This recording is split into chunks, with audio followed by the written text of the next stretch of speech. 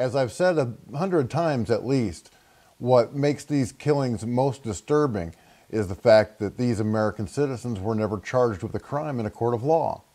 Now that's antithetical to everything that this country is supposed to stand for.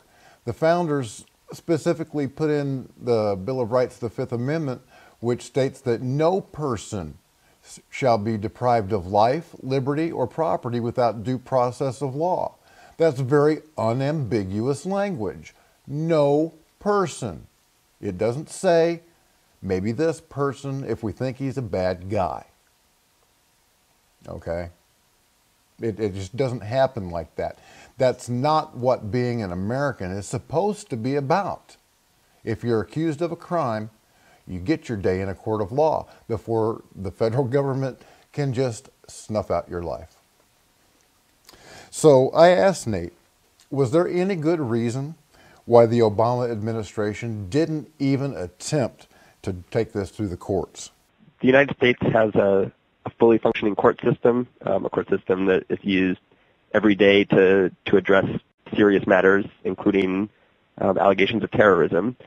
So if the government, in fact, had information that Anwar al-Awlaki was engaged in actual activity that was likely to lead to the deaths of U.S. citizens or others, or that he actually had engaged in that activity, then that should furnish the government with grounds to go to court, seek an indictment, charge him, and proceed to trial. And there are lots of examples in recent years and in the further past of successful prosecutions against people accused of terrorism.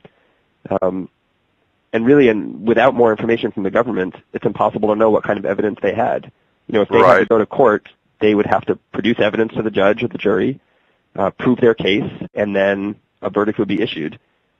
Here, the government, the president, and those working for him seem to have taken on the duty of judge, jury, and executioner all by themselves. And without more information about the evidence they had, it's impossible to assess whether it was legal.